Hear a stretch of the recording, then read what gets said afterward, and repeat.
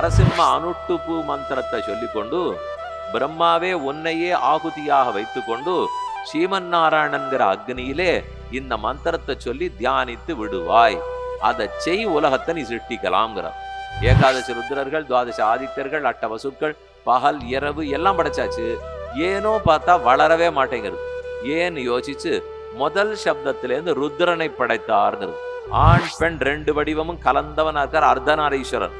அர்த்தநாரியா படைச்சிட்டு அதுலேருந்து இந்த பக்கத்திலேருந்து பெண்ணெல்லாம் படைக்கிறார், அந்த பக்கத்திலேருந்து ஆணை படைக்கிறார். ஏன் இத்தனை நாளி படைச்சது வளரலைன்னால் இவரை படைச்சாதான் சம்ஹாரம் நடக்கும்.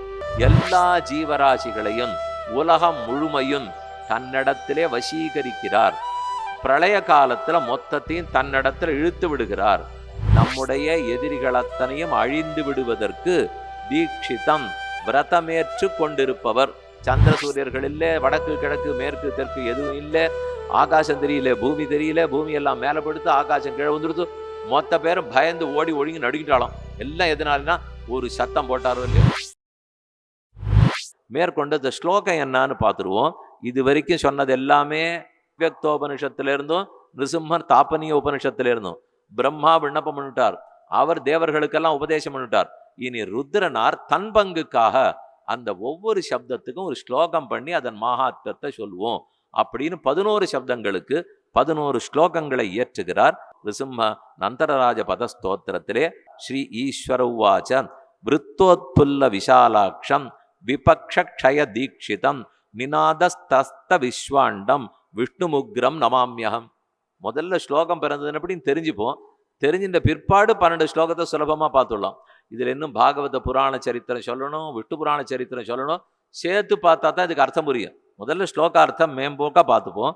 உக்ரங்கிற சப்தம் வந்துடுத்தோ இல்லையோ, விஷ்ணும் உக்ரம் நமாமியகம்.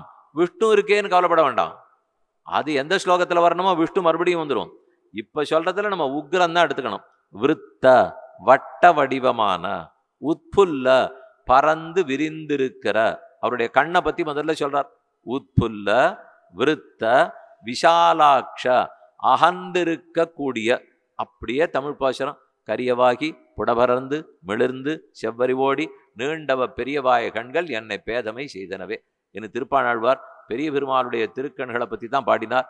கிருபையாபரையா கரிஷ்யமானே சகலாங்கங்கில சர்வதோக்ஷி நேத்திரே என்று திருமேனி முழுக்கவே கண்கள் இருந்தால் எப்படி இருக்கும், அதை போல அகல விரித்த கண்களோடு விருத்த வட்ட வடிவமாய் உட்புல்ல புடை பறந்து விஷாலாட்சம் அடர்ந்து அகந்திருக்கிற கண்களாய் விபக்ஷய தீட்சிதம் அந்த திருக்கண்களால தீவிழி விழிக்கிறார். அங்கண் ஞால மஞ்ச அங்கோள் அலறியாய் அவுணன் பொங்கவாகம் வள்ளுகிறாள் போழ்ந்த புனிதனிடம் பைங்கணானை கொம்பு கொண்டு பத்திமையால் அடிக்கு செங்கனாளி இட்டிரஞ்சும் சிங்கவேள் குன்னமே அகோபிலே காருட சைலமத்தே. அந்த க்ஷேத்திரத்துல தான் விருத்த உட்புல்ல விஷாலாட்சம் விபக்ஷம். விபக்ஷம்னா எதிரி. யாரெல்லாம் இங்க விபக்ஷர்களோ யார் எதிரிகளோ, க்ஷய நம்முடைய எதிரிகளத்தனையும் அழிந்து விடுவதற்கு தீட்சிதம் விரதமேற்று கொண்டிருப்பவர். நரசிங்க பெருமாள் ஒரு விரதம் வச்சுருக்கார். அப்படின்னா தீட்சைன்னா தாடி வளர்க்கணுமே, அது வழக்கம். க்ஷவரம் பண்ணிக்க மாட்டாளோ இல்லையோ, தாடி வளர்க்கணும். தலையெல்லாம் சடம் இருக்கே, மட்டும்தான் பெரிய தாடி வச்சுருக்காரு, பெரிய சடமுடியை வச்சுருக்கார். ஓஹோ, இது சிங்கத்துக்கு இருக்கிற சடமுடிய இல்லை இல்லை, இது சிங்கமே இல்லையே, இது நரங்கலந்த சிங்கம்னா. அப்ப இவர் ஏன் வச்சுருக்காருனால் என்னுடைய விரோதிகளை போக்கியே தீருவேன் என்பதற்காக தீட்சிதன்னு சொல்றார். அவர் எடுத்துருக்கிற தீட்சை என் விரோதிகளை போக்குவேன். யாருன்னு உடனே சுத்து முத்தும் பார்ப்போம். திடீர்னு நீங்க பாட்டு பக்கத்தில் இருக்கிறவளை பார்த்தீங்கன்னா அவர் என்ன பண்ணுவார், பார்த்தா இப்போ இது எது யாரையோ முடிச்சிட போறார் போல் இருக்கு. விபக்ஷய தீட்சிதம். விபக்ஷம்னு சொன்ன உடனே நமக்குள்ள பார்க்கணும். காம குரோத லோப மோக மத மாத்சரியம் அகங்காரம் மமக்காரம் இனிமே பாக்கி இல்லை, இல்லை இங்கே தானே இருக்கு. இந்த விரோதிகளை முடிக்கிறார்னு சொல்றார். என்னுடைய இந்திரியங்கள்லாம் வசப்பட மாட்டேங்கிறது, மனசு வசப்பட மாட்டேங்கிறது, இந்த விரோதிகளை தொலைக்க போறாரு. இதுவரை எழுத்து வீட்டுக்காரர் அண்ட வீட்டுக்காரரே அவர் சொன்னார் அப்படின்னு சொல்றதுக்குள்ள அப்ப அவர் என்ன திரும்பி பார்க்க மாட்டாரா? நீங்க பக்கத்துல பார்க்கறதுக்குள்ள அவரும் உங்களை பார்ப்பறா இல்லையா? பார்த்தா எந்த விரோதி யாருக்குன்னு சொல்றது. அதனால இவெல்லாம் விரோதிகளே இல்லை. நமக்கு ஐவர் திசை திசை வலித்து எத்துகின்றனர். கண்ணு காது மூக்கு நாக்கு தோல், இந்த 5 பேர் தான் எப்போதும் விரோதிகள். இவர்களையெல்லாம் தொலைக்கிறார் என்னால் இந்த 5 எங்கேயும் போகாத தங்கிட்ட ஈடுபடுத்தி விடுறாரு இல்லையா? கண்ணு எதையும் தட வேண்டாம், அவரை சேவிக்கலாம். காது எதையும் கேட்க வேண்டாம், அவர் நாமத்தை கேட்கலாம். எதையும் சொல்ல வேண்டாம், ரசமானு சொன்னா போறோம். அப்ப நம்முடைய ஐம்புலன்களையும் தன்னிடத்தில் ஈடுபடுத்தி அந்த விரோதிகளை தொலைத்தே கொடுக்கிறேன், உன் வசப்படுத்தி கொடுக்கிறேன்னு தீட்சை எடுத்துட்டு இருக்காரோ இல்லையோ. சக்ருதேவ பிரபன்னாய தவாஸ்மீதி ச யாச்சதே அபயம் சர்வபூதேபியோ ததாமி ஏதத் விரதம் மம. நான் யாரு கேட்டாலும் நல்லதே செய்கிறேன், எல்லாருக்கும் எல்லாரிடத்துலேருந்து கட்டத்தை எல்லாம் போக்கி தரேன், ஒத்தரிடத்துலையும் பயம் வேண்டாம். அபயம் சர்வபூதேபியோ ததாமி ஏதத் விரதம் மம. இது நான் எடுத்து கொண்டிருக்கிற விரதம்னு ராமன் அன்னிக்கே சொன்னார். பிசாச்சான் தானவான் யக்ஷான் பிருத்திவியான் செய்வ ராட்சசான் அங்குள்யக்ரேண தன்ஹன்யாம் இச்சன்னு ஹரிகணேஸ்வர. பிசாசன் யக்ஷன் தானவன் எந்த விரோதி வந்தாலும் நான் போக்கி கொடுக்கிறேன்னு சொன்னார் இல்லையோ. அந்த விரதம் தான் நரசிங்க பெருமாள்து விபக்ஷய தீட்சிதம். இந்த தீட்சை எவ்வளவு முக்கியமானதுனால், பிரகலாதனை எதிர்த்து ஒழிச்சிடுவேன் தண்டனை கொடுப்பேன்னு வந்தது யாரு? எதிரியா? ராட்சசனா, அசுரனா, மனுஷர்? உத்துரம் இல்லை, பெத்த தகப்பன். ஆபத்தெல்லாம் அவனால வந்தது. பிள்ளலோகாச்சார் உடனே சாதித்தார், நம்ம பெத்த தகப்பனால ஆபத்து வந்தாலும் எவ்வுயிர்க்கும் தாயாய் தந்தையான பகவான் ரட்சிக்கும். அவர் ரட்சிப்பார்னா, என்ன பெத்த அப்பானால ஆபத்து வந்தா கூட அவர் தான் ரட்சிக்கணும். என்னாலே எனக்கு ஆபத்து வந்தாலும் அவர் தான் ரட்சிக்கணும். புறத்தியாராலே என்னாலேன்னு இல்லை, தன்னை தவிர யாராலும் ஆபத்து வரும், பகவானை தவிர யாரால வேணும்னாலும் ஆபத்து வரும். அப்ப அவர் தான் ரட்சித்து கொடுக்கிறார். நிநாத திரஸ்த விஸ்வாண்டம்.